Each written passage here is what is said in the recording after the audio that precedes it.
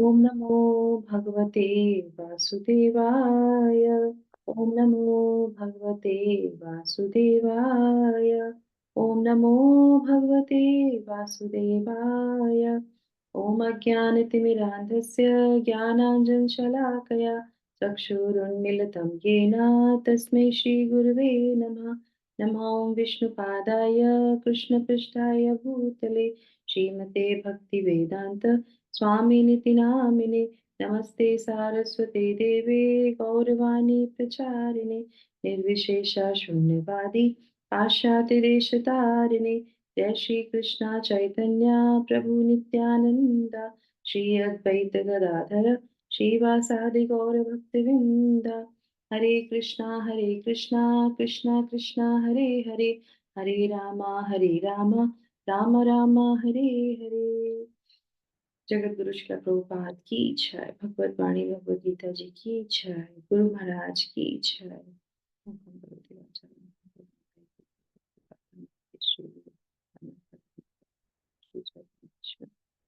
हरि ओम तत्सत।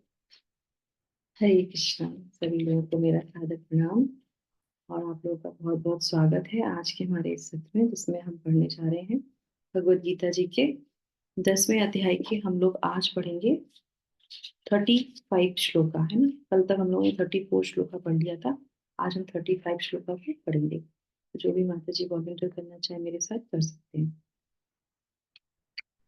अध्याय 10 श्लोक संख्या 35। बृहत्साम तथा साम्राम बृहत्साम तथा साम्नाम गायत्री छन्दसाम अहम् गायत्री छन्दसा अहम् मासानां मार्गशीर्षोऽहम् मासानां मार्गशीर्षोऽहम् ऋतूनां कुसुमाकरः। ऋतूनां कुसुमाकरः। माता जी इसमें बोल रहे हैं भगवान, मैं सामवेद के गीतों में बृहत साम हूँ और छंदों में गायत्री हूँ। समस्त महीनों में मार्गशीर्ष मतलब अगहन का महीना हूँ तथा समस्त ऋतुओं में फूल खिलाने वाले वसंत ऋतु हूँ। यस माता जी। तो तात्पर्य 2 या 3 माता जी मिलकर पढ़ सकते हैं। बोलिए माता जी। हरे कृष्ण। तात्पर्य जगत गुरु श्रील प्रभुपाद की जय। जैसा कि भगवान स्वयं बता चुके हैं, वे समस्त वेदों में सामवेद हैं। सामवेद विभिन्न देवताओं द्वारा गाए जाने वाले गीतों का संग्रह है। इन गीतों में से एक बृहत साम है, जिसकी ध्वनि सुमधुर है और जो अर्धरात्रि में गाया जाता है। संस्कृत में काव्य के निश्चित विधान है। इसमें लय तथा ताल बहुत सी आधुनिक कविता की तरह मनमानी नहीं होते। ऐसे नियमित काव्य में गायत्री मंत्र, जिसका जप केवल सुपात्र ब्राह्मणों द्वारा ही होता है, सबसे अधिक महत्वपूर्ण है। गायत्री मंत्र का उल्लेख श्रीमद् भागवतम में भी हुआ है। चूंकि गायत्री मंत्र विशेषतया ईश्वर साक्षात्कार के ही निमित्त है, इसलिए यह परमेश्वर का स्वरूप है। यह मंत्र अध्यात्म में उन्नत लोगों के लिए है। जब इसका जप करने में उन्हें सफलता मिल जाती है, तो वे भगवान के दिव्य धाम में प्रविष्ट होते हैं।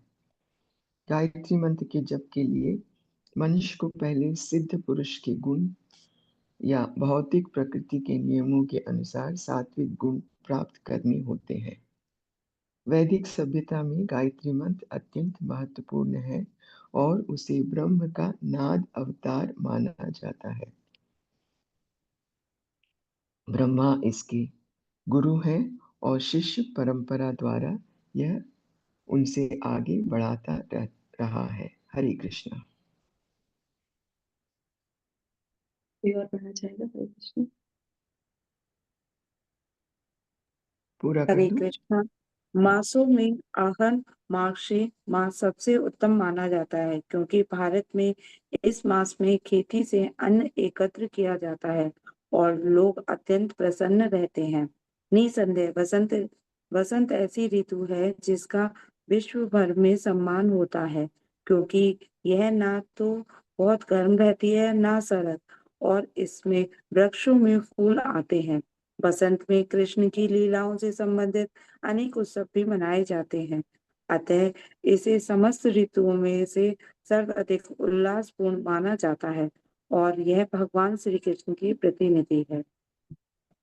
थैंक यू माता जी, बाला माता जी, हरे कृष्णा। तो बहुत सुंदर तरीके से यहाँ पे भगवान ने बताया। तो यहाँ पे सबसे पहले है कि मैं साम वेदों में के गीतों में बृहत साम हूँ, है ना। तो बृहत का मतलब होता है जो बहुत उच्च है, जो बहुत विस्तार है जिसका, और जो सबसे अच्छा है, बेस्ट। तो बृहत जैसे हमारा आता है बृहत भागवतम, है ना। तो वैसे ही ये बृहत, तो जैसे हम लोगों ने पिछले उसमें समझा पढ़ा था कि गरुण देव जो पंख हिलाते हैं तो उसमें जो है सामवेद के ध्वनि निकलती है, हिम्स निकलते हैं, स्वर निकलते हैं, तो भगवान को बहुत प्रिय लगते हैं। तो पहले के टाइम में जो है वेद एक ही था, एक ही वेद था। कौन सा है, कोई बता सकता है कौन सा एक ही वेद था? सबसे पुराना वेद कौन सा है? देखिए, ऋग्वेद, यस। ऋग्वेद था, और उसके बाद फिर बाद में उनकी गुणवत्ता देखते हुए आगे जाके उनको 4 वेदों में विभाजित, 3 और जो है विभाग उनके कर दिए गए तब उसमें। पर जब ये विभाग होने के बाद भी सामवेद है जो प्रथम जो है अपनी जो है वो रखता है, भूमिका रखता है। क्यों? क्योंकि उसमें जो हिम्स हैं वो बहुत ही स्ट्रांग होते हैं, बहुत ही पावरफुल होते हैं, जैसे कि भगवान स्वयं उनको सुनना पसंद करते हैं। और यहाँ पे बोल रहे हैं कि मैं स्वयं जो है यजुर्वेद है, सॉरी माता जी, नॉट ऋग्वेद, यजुर्वेद। तो और इसमें खुद वो सुनना पसंद करते हैं। तो और इसमें एक चीज बताई जाती है सामवेद में, सामवेद में क्या होता है, इसमें कहते हैं कि इसके अंदर ये जो बृहत सामवेद है, सॉरी, इसके अंदर कई सारे सामवेद हैं, कई सारे खंड हैं इसके। और इसमें सबसे बताया जाता है कि सामवेद में विभिन्न देवताओं द्वारा गाए जाने वाले गीतों का संग्रह है। ठीक है, ये तो हमें पता ही है। पर इन गीतों में से एक बृहत साम है जिसकी ध्वनि सुमधुर है, वो इतनी सुंदर है, इतनी अट्रैक्टिव है। और क्या है उसके संग, और ये अर्धरात्रि में गाया जाता है।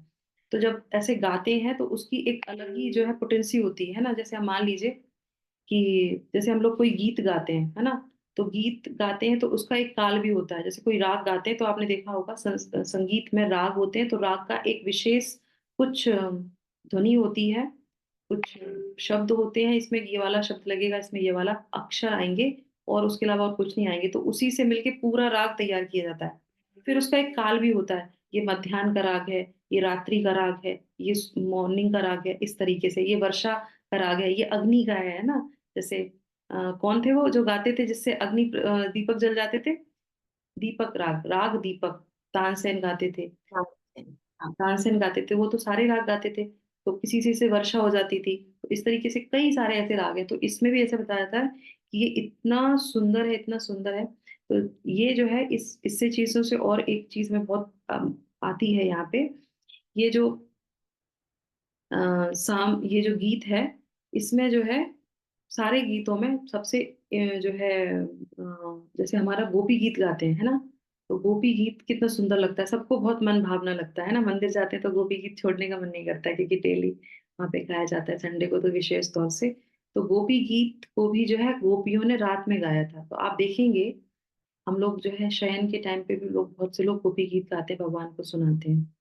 और गोपी गीत गाने की जो तरीका है वो स्लो ही है, क्योंकि वो विरह का गीत है। बहुत से लोग उसको तेज तेज गाते हैं, बस जोश में गाते हैं।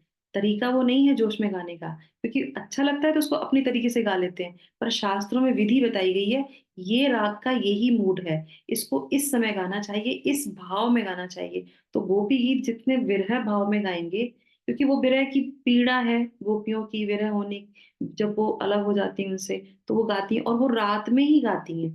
तो कार्तिक के महीने में आप देखेंगे, अनुभव आप कीजिएगा, मेरा अपना खुद का अनुभव है इसमें, कि जब आप कार्तिक के महीने में वृंदावन, अगर आपको राधा रानी की कृपा से जाने का मौका मिले कार्तिक के महीने में, तो वृंदावन में हम सब लोग जो है रात्रि को गोपी गीत गाया जाता है वृंदावन टेम्पल में। रात में ही गाया जाता है वो, सारी आरती होने के बाद। और उसके बाद जो है बहुत से लोग जो है यमुना जी पे जाते हैं। तो यमुना जी पे, क्योंकि कार्तिक का महीना है, वहां पे जाके दीप ऑफर करते हैं, क्योंकि पूरा महीना दीप ऑफर किया जाता है। तो वहां पे आप दीप ऑफर कीजिए और वहीं पे गोपी गीत गाइए। फिर आप देखेंगे कि वो जो गोपी गीत दिन में गाया जाता है उसका जो भाव है, और जो रात में आप यमुना जी के पास में बैठ के गोपी गीत गाते हैं और दीपक प्रज्वलित करते हैं या दीपक प्रवाह करते हैं, उस समय जब आप गाएंगे, भले ही गाया कैसे भी जाए उससे कोई फर्क नहीं पड़ता, पर समय काल का बहुत जो है उस पर प्रभाव पड़ता है, क्योंकि उस समय ही वो गीत वहां पे जो है प्रकट हुआ था।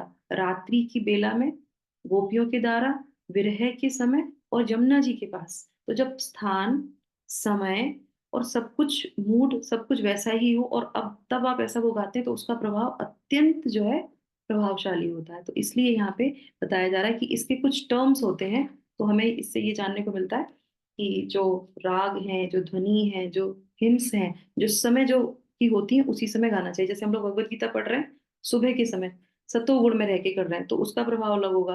रात्रि में पढ़ेंगे उसका अलग होगा, दिन में पढ़ेंगे उसका अलग होगा। तो इस तरीके से, और ये क्या है, ये रिप्रेजेंट किसको करता है? भगवान कह रहे हैं ये मैं ही हूँ। तो सारे सामवेदों में जो बृहद साम है वो मैं ही हूँ, क्योंकि वो सबसे उन्मुक्त है। और इसकी एक विशेषता क्या है, इसमें कहते हैं कि जो भी इन ध्वनियों को गाता है, तो क्या होता है, उसके अंदर इतनी पावर आ जाती है कि वो किसी भी देवी देवता से अपने लिए कुछ भी मांग सकता है। मांग कैसे रख सकता है, मतलब कि वो जब गाते हैं तो वो प्रसन्न होते हैं, प्रसन्न होने से वो खुद ही बंधे चले आते हैं कि ये इतना सुंदर गा रहा है, ये मेरे हिम्स गा रहा है। तो बताओ, क्योंकि जब प्रसन्न होता है आदमी तो कहता है बताओ तुम्हें क्या चाहिए। तो वो उनके तो सारे गुण उसके अंदर आने लगते हैं, अपने आप स्वतः ही सारे गुण उसके अंदर प्रकट होने लगते हैं। तो इस तरीके से इन हिम्स की जो ये इसमें बताए जा रहे हैं सामवेद में, इसमें अपने आप में, जैसे हम लोग ने भी तानसेन की बात की, जब वो गाते थे तो उनके अंदर वो गुण प्रकट हो गया। कैसे? कि वो अग्नि प्रज्वलित कर सकते हैं, वो दीपक जला सकते हैं, वो वर्षा के लिए वर्षा राग गाते थे। तो वो जो वर्षा की जो डीटीज हैं अ, जल के, वो इतने प्रसन्न हो जाते थे, कहते कि ठीक है अब मैं तुरंत वर्षा कर देता हूँ। तो ये प्रसन्न करने की एक विधि है। तो भगवान कह रहे हैं इसमें मैं हूँ। तो ये हमें थोड़ी चीजें, टर्म्स हैं जो हमें पता होनी चाहिए। ठीक है, इसके बाद क्या बता रहे हैं भगवान? छंदों में मैं गायत्री हूँ। तो जो छंद हम लोग पढ़ते हैं उसमें सबसे इंपॉर्टेंट है गायत्री, है ना। तो गायत्री में जो है हम लोग आपको बताइए, जब हमारा फर्स्ट इनिशिएशन होता है तो उसमें हम लोग हरि नाम लेते हैं। सेकंड इनिशिएशन में हम लोग को गायत्री मंत्र दिया जाता है गुरु के द्वारा। और ये गायत्री मंत्र में एक विशेषता क्या है, जो शिला प्रभुपाद भी यहाँ पे बता रहे हैं बहुत सुंदर तरीके से। वो बताते हैं कि जो है काव्य निश्चित है, आधुनिक मनमाने में नहीं होना चाहिए। गायत्री ऐसे नियमित काव्य में गायत्री मंत्र जिसका जब केवल सुपात्र ब्राह्मणों द्वारा ही होता है। तो गायत्री मंत्र हर एक कोई को नहीं लेना चाहिए, ये शास्त्रों में विधान है, नहीं करना चाहिए, मना किया गया है। जो सुपात्र है वो ही इसको बोल सकता है। सबसे अधिक महत्वपूर्ण है, गायत्री मंत्र का उल्लेख श्रीमद् भागवतम में भी हुआ है, क्योंकि गायत्री मंत्र विशेषतया ईश्वर साक्षात के ही निमित्त है, इसीलिए यह परमेश्वर का स्वरूप है। तो गायत्री स्वयं, मैं क्या बोल रहे हैं भगवान, कि मैं स्वयं गायत्री हूँ, और यह मंत्र आध्यात्म में उन्नत लोगों के लिए है। तो इसीलिए कहते हैं कि सेकंड इनिशिएटिव जो होते हैं, अब उनकी जो दशा होती है कि उन्होंने, पहली होती है कि उन्होंने अपनी इंद्रियों पे कंट्रोल किया होता है, पूरे टाइम वो सतोगुण में रहते हैं, उनका हरि नाम में बहुत अच्छी प्रैक्टिस होती है। उसके बाद जो है, जब जपा करने में उन्हें सफलता मिल जाती है, तब वे इस तब जाके उनको गायत्री करनी चाहिए। और गायत्री जोर जोर से बिल्कुल नहीं करनी चाहिए। इसीलिए जब गायत्री सेकंड इनिशिएशन में जब गायत्री मंत्र देते हैं, तो कान में, गुरु के द्वारा कान में ही दिया जाता है, तो दूसरा व्यक्ति भी उसको नहीं सुन सकता है। तो ये प्रथा है। और अभी हम लोग तो नहीं पता है, तो क्या करते हैं, जोर जोर से गायत्री बोल रहे हैं, गायत्री मंत्र लाउड स्पीकर पे चालू कर देते हैं, बच्चों से सबसे पहले पूछते हैं बताओ तुमको क्या आता है, वो कहते हैं हमको गायत्री मंत्र आता है, और बच्चा जोर जोर से चिल्लाने लगता है और सुनाने लगता है। नहीं, ये विधि है ही नहीं। गायत्री मंत्र आता है तो बहुत अच्छी बात है, पर आना ही चाहिए, पर उसको जोर जोर से चिल्लाने की जरूरत नहीं है, क्योंकि वो विधान है ही नहीं, वो खंडित हो जाएगा, उसका कोई प्रभाव नहीं होगा और हम अपराध ही करेंगे, है ना। तो इसी तरीके से जब हम लोग ये गायत्री सेकंड इनिशिएशन लेते हैं, तो 4 गायत्री बोली जाती हैं। कौन कौन सी होती हैं? गायत्री एक नहीं होती है जो हम लोग बोलते हैं, 4 तरीके की गायत्री बोली जाती है। कौन कौन सी होती है? तो इसको बोलते हैं ब्रह्म गायत्री। तो पहले ब्रह्म गायत्री बोली जाती है, फिर गुरु गायत्री बोली जाती है, उसके बाद गौर गायत्री बोली जाती है, और उसके बाद गोपाल गायत्री। तो ये 4 गायत्री जो है उसको बोली जाती हैं। तो इस तरीके से जो है कब तब जाके किसी को गायत्री मंत्र दिया जाता है। तो ये इस तरह से बोल रहे हैं ना। और गायत्री का एक और जो है शब्द जो है उसका अर्थ क्या है, कि गायत्री कैसे प्रोटेक्ट करती है। तो गाय प्लस त्री, त्री का मतलब क्या हो गया? त्री का मतलब यह होता है रक्षा करने वाला, और गाय का मतलब होता है गाने वाला। तो जो भी लोग गायत्री बोलते हैं तो उसको जो है क्या करती है, वो प्रोटेक्ट करती है। त्री मतलब रक्षा करती है, गाने वाले का, वाचक की जो है रक्षा करती है। तो इस तरीके से जो है, और ये मन को बहुत कंट्रोल में करती है। गायत्री मंत्र को बोलने की विधि है, देखिए हम लोग सेकंड इनिशिएशन जब हम लोग राजभोग सेवा के लिए जाते हैं तो हमारे जो टाइम होता है पर्टिकुलर टाइम पे ही गायत्री की जाती है। तो कोई कुछ भी आए, जैसे हमारे सर्वभौम प्रभु आए तो उनका क्लास हो रही थी, सब कुछ था, पर उनका गायत्री का समय हुआ और उन्होंने तुरंत बैठ के अपनी गायत्री कर ली, क्योंकि वो कहीं पे भी हो, ट्रेवल कर रहे हो कहीं पे भी, गायत्री का जो समय है उसी समय वो गायत्री करेंगे। और उसका क्या है, विधि विधान, जैसे हम लोग हरे कृष्णा करते हैं ना, अपनी अपनी धुन में करते हैं, हरे कृष्णा, धीरे कर लिया, देर से कर लिया, जोर से कर लिया, सब। पर गायत्री ऐसे नहीं होती। गायत्री में कैसे, आपको मन ध्यान से लगाना है और एक एक शब्द को अपने अंदर मानसिक रूप से गायत्री मंत्र को पूरा बोलना है। और उसमें भी एक भी शब्द पे अगर आपका मन विचलित हुआ, आप पुनः दोबारा से गायत्री करेंगे। एक एक शब्द को ध्यान से स्मरण रखते हुए मन ही मन में उसको कर सकते हैं। अब आप हरे कृष्णा करके देख लो, हरे कृष्णा हरे मन में, वो थोड़ा मुश्किल होता है, एक बार कर सकते नहीं कर सकते, पर इसीलिए कहते हैं कि जब हरे कृष्णा का बहुत अच्छा प्रैक्टिस हो जाती है तब जाके वो जो है कंट्रोल कर लेता है अपने माइंड को, तब जाके फिर वो सेकंड इनिशिएशन लेके गायत्री लेता है, नहीं तो वो नहीं लेना चाहिए, उसको बहुत मुश्किल होता है। आपने देखा होगा सेकंड इनिशिएशन जो लेते हैं वो बहुत ही कम जो है वैसी चीजें करते हैं, वो भगवान डीटी वर्शिप करेंगे, भगवान से रिलेटेड चीजें करेंगे, शांत रहेंगे, कम बोलेंगे, भगवान की चीजें ज्यादा करेंगे। क्यों? क्योंकि उनको मानसिक चिंतन करना है और भगवान की सेवा करनी है। पर्पज यही होता है सेकंड इनिशिएशन लेने का, यानी कि गायत्री करने का नियम होते हैं, सिर्फ भगवान की सेवा करनी है और कुछ नहीं। इसीलिए वो डायरेक्ट जाके क्या करते हैं, जब गायत्री से कनेक्ट होते हैं भगवान से कनेक्ट होते हैं, और इसीलिए फिर वो जल्दी आध्यात्मिक उन्नति का ये मार्ग होता है। तो जो उन्नत भक्त होते हैं उनके लिए ये गायत्री प्रिस्क्राइब की जाती है। ठीक है, अब आ जाते हैं हम आगे। ये हो गया हमारा गायत्री, ब्रह्म इसके गुरु हैं, नाद अवतार माना जाता है। गायत्री मंत्र अत्यंत महत्वपूर्ण और इसे ब्रह्म का नाद अवतार माना जाता है। तो ये डायरेक्ट जो है ध्वनि है, ब्रह्म ध्वनि जिसको बोलते हैं वो है। और इसके गुरु जो है ब्रह्मा, इसके गुरु हैं, है ना, भगवान है और ब्रह्मा इसके गुरु हैं। शिष्य परंपरा द्वारा इसको आगे ये बढ़ता आ रहा है। तो ये जो हम लोगों ने भी सुना, तो ये गुरु शिष्य परंपरा से ही इसको आगे दिया जाता है और ऐसे ही आगे बढ़ रहा है। अब आ जाते हैं दूसरा, हम यहाँ पे भगवान कह रहे हैं महीनों में मैं मार्गशीर्ष यानी अहगन का महीना हूँ, है ना। तो भगवान क्यों बोल रहे हैं मार्गशीर्ष महीना, क्यों बोल रहे हैं यहाँ पे सर्वोत्तम माना गया है, क्योंकि भारत में इस मास में खेतों से अन्न एकत्र किया जाता है ना। तो इसका मतलब ही है यहाँ पे कौन सा महीना होता है इंग्लिश में, कोई बता सकता है कौन सा महीना है ये, मार्गशीर्ष का महीना? दिसंबर बात है जी। हाँ, नवंबर दिसंबर, करेक्ट। तो वैसे भी अगर देखा जाए इंग्लिश कैलेंडर के हिसाब से, तो इंग्लिश जो हमारे फेस्टिवल्स होते हैं उसमें भी जो है ये बहुत बढ़िया होता है, क्यों, विंटर वेकेशन हो जाते हैं और क्या होता है, क्रिसमस डे आ जाता है ना। तो बहुत सारी चीजें सेलिब्रेट होती हैं, तो लोगों को ये दिसंबर का महीना भी बहुत अच्छा लगता है ना। पर जो शास्त्रों में दिया है वो क्या है कि इस महीने में जो है अन्न जो है बहुत अत्यंत रूप से आता है खेतों में और लोग उसको इकट्ठा करते हैं। अब जब किसी के घर में पूरे साल भर का अन्न इकट्ठा हो जाएगा तो स्वयं वो व्यक्ति कितना प्रसन्न होगा। तो इसलिए भगवान कहते हैं कि जो है मैं इस ये ऋतु हूँ और इसमें जो है और सबको अत्यंत प्रसन्नता देता हूँ। और इससे संबंधित जो है निसंदेह वसंत ऋतु, उसके बाद वसंत ऋतु के बारे में बताएंगे वो।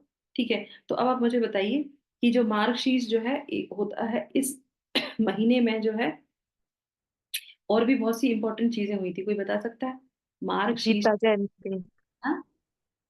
गीता जयंती।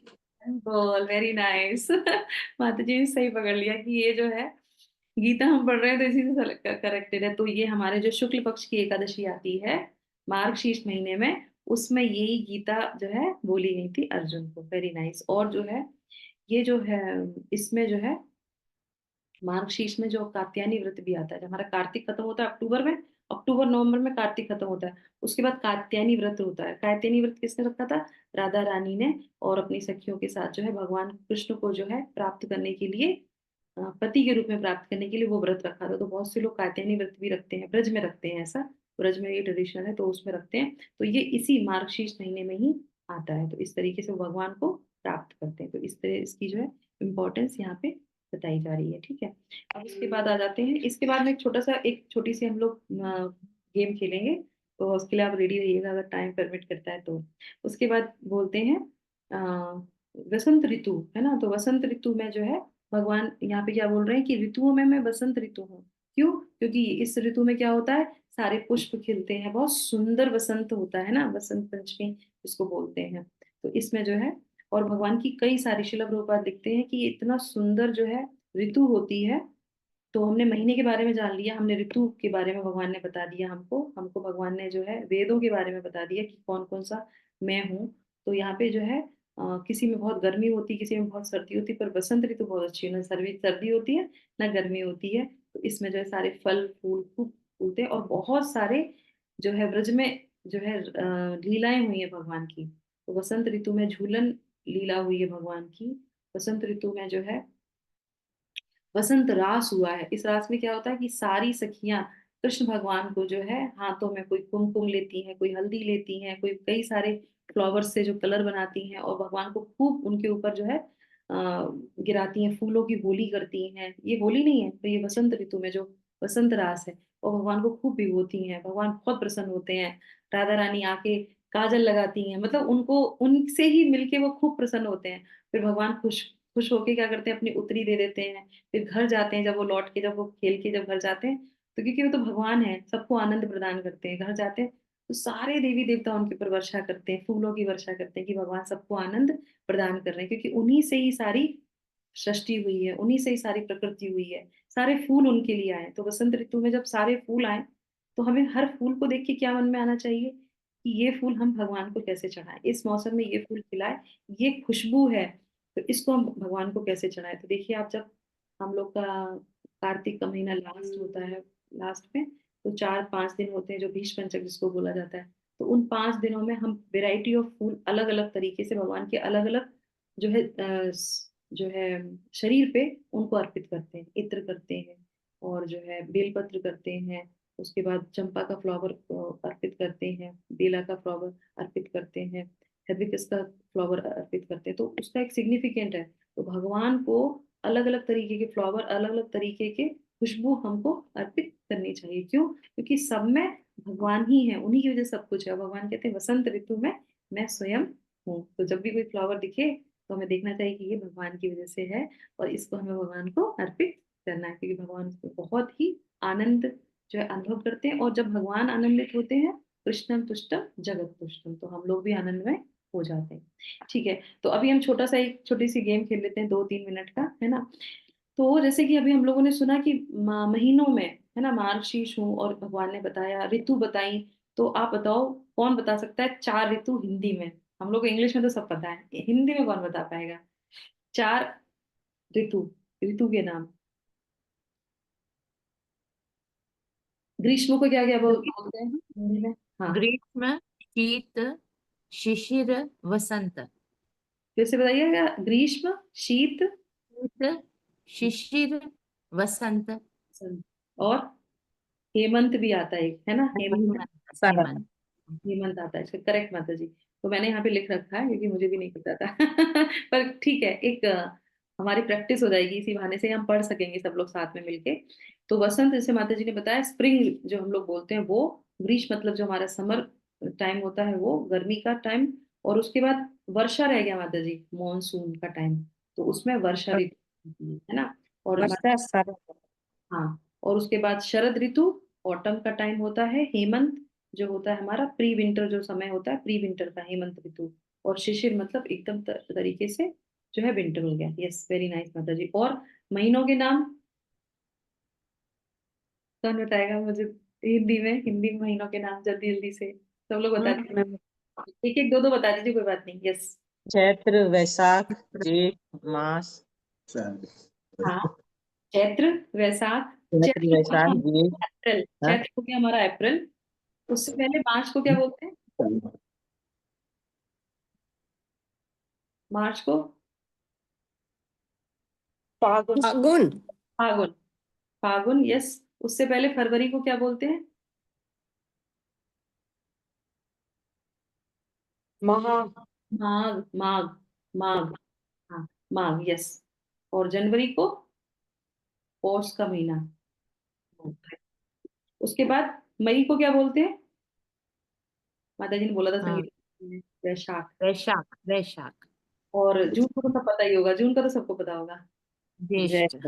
हाँ हाँ, यस। और उसके बाद जुलाई, जुलाई आता है। आषाढ़, फिर श्रावण, सावन, सावन, अगस्त, भाद्र, अश्विन। अश्विन हो गया हमारा अक्टूबर, ए से अक्टूबर, ए से अश्विन।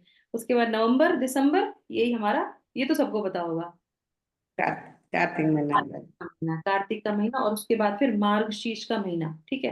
अब इस मार्च में। आगे एक चीज और है, एक चीज और अभी है ना, दो तीन, भगवान भी बड़े कृपालु हैं, आज टाइम भी नहीं आगे जा रहा है। तो ये जो ये आ गए, ये हमारे महीने। अब आप देखेंगे हिंदी के जो महीने हैं, इसी से हमारे नक्षत्र आते हैं। देखिए, इसीलिए कहते हैं, जो हिंदी में जो चीज पढ़ते हैं, संस्कृत में जो चीज पढ़ते हैं ना, क्योंकि संस्कृत एक भाषा क्या है, पूर्ण भाषा। अभी हम लोग देखेंगे दो तीन श्लोकों से हमको संस्कृत की चीजें भगवान बता रहे हैं। तो मैंने सोचा ये भी हम लोग पढ़ लेते हैं, क्योंकि हमारे लिए फिर से एक पुनरावृत्ति होगी। और नहीं याद रहता, क्योंकि छोटे में इंग्लिश में पढ़े हैं, वो सब मंथ के नेम हम लोगों ने याद किए हैं। तो प्रयास करना चाहिए हम लोग बच्चों का। अगर बच्चा संस्कृत पढ़ रहा है तो डेफिनेटली हिंदी के मंथ व संस्कृत के मंथ वगैरह भी उसको याद हो जाएंगे। नहीं तो बहुत मुश्किल होता है, बच्चों को नहीं आता, हमको भी नहीं आता। तो इसी तरीके से नक्षत्रों के नाम, तो जैसे हम लोगों ने मार्गशीर्ष किया, तो ये मार्गशीर्ष है। आपको पता है कि मार्गशीर्ष जो है क्या है? नक्षत्र है। और किसका नक्षत्र है? अच्छा छोड़ो, आप सबको तो, हम लोग को नहीं पता होगा, अपने अपने नक्षत्र पता है सबको। हरे कृष्णा, हाँ, है ना? पता है। बताइए माता जी, आपका नक्षत्र कौन सा है? 28 नक्षत्र है माता जी। हाँ, ना, नक्षत्र 27 है। 27 नक्षत्र है माता जी। 27 27 है। नक्षत्र में कौन सा नक्षत्र आपका, बताइए। मेरा तो मघा सिंह है, 10 मघा। नंबर है। ठीक मघा है। सिंह 10 नंबर है। ठीक है, मघा नक्षत्र पता है आपको? हमारे शास्त्रों में किसका नक्षत्र है ये मघा नक्षत्र, पता है? नहीं, पता होना चाहिए। हमारा लक्ष्मी जी नक्षत्र का। है। सूर्य का। नहीं नहीं, वो तो गॉड हो गए। हर हाँ, नक्षत्र गॉड। के एक देवता होते हैं, देवता की बात नहीं कर रहे हैं हम। जिनको पढ़ते हैं शास्त्रों में, जो कुछ कैरेक्टर्स हैं, उनके बारे में, उनके नक्षत्र उन पता होने चाहिए। या फिर हमारा जो नक्षत्र है, उस नक्षत्र में कौन से भगवान आते हैं या किसका वो हम्म, आता है, वो हमें पता होना चाहिए। ठीक है। तो माता जी ने बोला मघा, किसी और का भी है मघा नक्षत्र? हाँ। हमारे हिसाब से मेरा हस्तम बोलते हैं हम, और वो गायत्री जी का है। ओके, तो मैं बताती हूँ आपको। तो ये मघा नक्षत्र गंडमूल माता जी शायद मघा में ही आता है ना। में गंडमूल नक्षत्र, किसका? जो गंडमूल होता है ना, वो भी मघा में ही आता है। गंडमूल, हाँ, गंडमूल नक्षत्र मघा में आता है। मघा। मघा में ही आता है, तो मेरा। गंडमूल नक्षत्र जो वो हम्म। 5 नक्षत्र में आता है।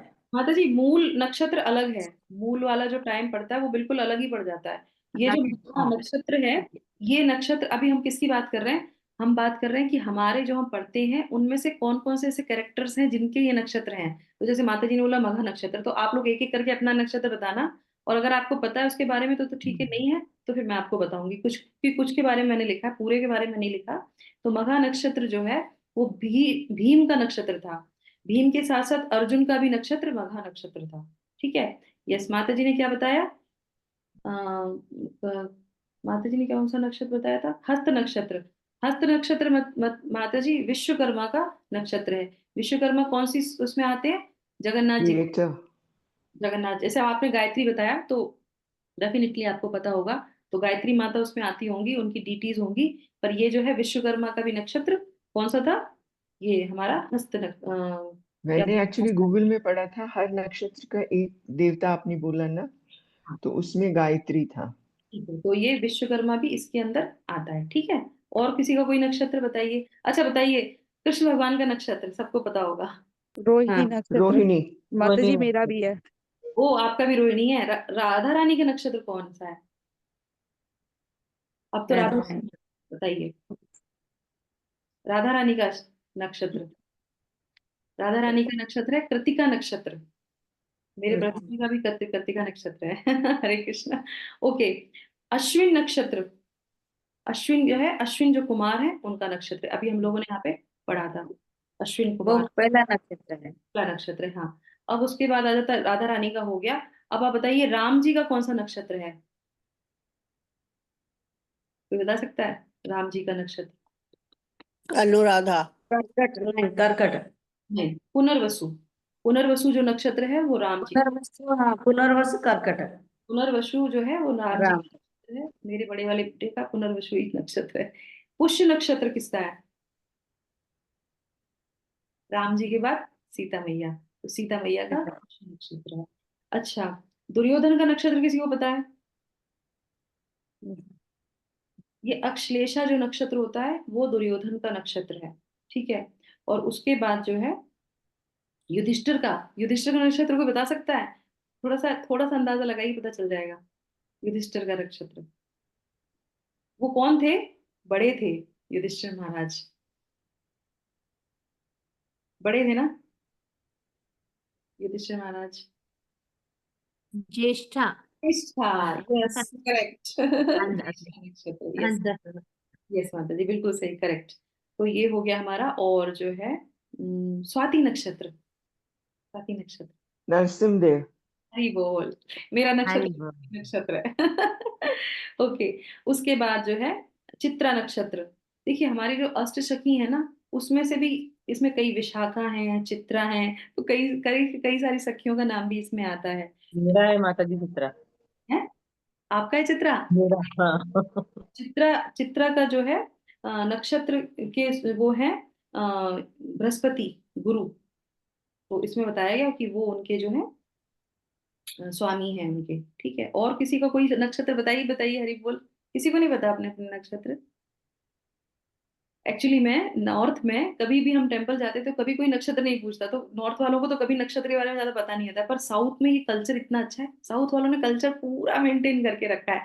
तो उसमें क्या होता है, हाँ, आप आप टेम्पल जाएंगे तो पूछेंगे आप नक्षत्र बताओ, अपनी जो है वो बताओ, और फिर वो गोत्र बताओ। करेक्ट। तो इससे क्या होता है, हमको भी नहीं, हम लोग को अपना गोत्र पता रहता था, तो हमने कहा नक्षत्र क्या होता है, फिर हमने गूगल करके पता कि नक्षत्र कौन सा है हमारा। क्योंकि टेम्पल में पूछते हैं, अर्चना करते हैं तो आपके नक्षत्र से ही करते हैं, क्योंकि वो नक्षत्र आपके राशि पे प्रभाव डालता है, और उसके जो डीटीज होते हैं उनकी कृपा आपको मिलती, इसलिए नक्षत्र का नाम लेते हैं और समय का नाम लेते हैं। तो इसलिए हम लोग आज समय के बारे में जाना, वेदों के बारे में जाना, हिम्स के बारे में जाना, किस तरीके से महीना है, नक्षत्र हैं, ऋतु हैं, ये सब बहुत प्रभावशाली होते हैं। और सबसे अच्छी चीज क्या है कि अगर हम हरे कृष्ण महामंत्र लेते हैं तो हमारे नक्षत्र हो, हमारा काल हो, समय हो, सब पे जो है कंट्रोल होता है। आप देखेंगे जब भगवान, हम लोग कीर्तन करते हैं तो कीर्तन करने में हम लोग ताली बजाते हैं, तो कितनी भी बुरे कर्मा हमारे हों, जब कीर्तन करते हैं तो सारे के सारे चले जाते हैं, जो नहीं करते हैं उनके पास जाके बैठ जाते हैं। तो कीर्तन करना चाहिए, भगवान का नाम लेना चाहिए, क्योंकि सबसे बड़ी हिम क्या है, स्वयं भगवान का नाम लेना। तो भगवान हर एक चीज में विराजमान रहते हैं, पर अगर हमें ये चीज भगवान ज्ञान दे रहे हैं, क्योंकि शब्द सॉरी, भगवान ये सारी चीजें बता रहे हैं, तो आई हमें कांट हियर यू। बताना चाहिए, ठीक है। तो अभी हम लोग जो है हरे कृष्ण महा के साथ जो है इसको विराम करेंगे। और किसी का अगर कोई रह गया हो तो प्लीज मुझे बता दो, नहीं तो आप जरूर गूगल करके चेक कीजिएगा कि हमारे नक्षत्र के डीटीज कौन है, या हमारे कौन से, हम लोग जो पढ़ते हैं शास्त्रों में जो बड़े बड़े कैरेक्टर्स हैं, भीष्म देव हैं, तो उनका कौन सा नक्षत्र है, हम कौन से नक्षत्र में हमारे साथ कौन आते हैं, तो वो गुण भी आते हैं उसके साथ, है ना। जैसे नरसिंह देव का है तो उसके अंदर एक डर कम होगा, उसकी पर्सनैलिटी कुछ कुछ वैसी होगी, तो कुछ कुछ सिमिलरिटी होती है क्योंकि वो उस नक्षत्र में पैदा होता है ना। अब रावण का कौन सा नक्षत्र था पता नहीं, उस नक्षत्र में कौन होता है, तो ये सब चीजें आती हैं, ठीक है। तो इसी के साथ हम विराम करते हैं, भगवान को प्रणाम करते हैं। हरे कृष्णा कृष्णा कृष्णा हरे हरे, हरे हरे, हरे हरे राम राम हरे हरे राम, हरे। राम राम, हरे हरे, हरे कृष्ण। आदि इच्छाए। हरिओम तत्सत। आप लोग का दिन बढ़िया शुभ रहे, मंगलमय रहे, क्योंकि आज गौरी गणेश पूजा है साउथ में, तो हॉलीडे है यहाँ पे। कल भी जो है गणेश चतुर्थी है, तो कल का भी हॉलीडे है। हम लोग अच्छे से आराम से अपनी Bhagavad Gita 5 minute 6 minute extra करके पढ़ सकते हैं। हरे कृष्ण। हरे हरे कृष्ण। धन्यवाद।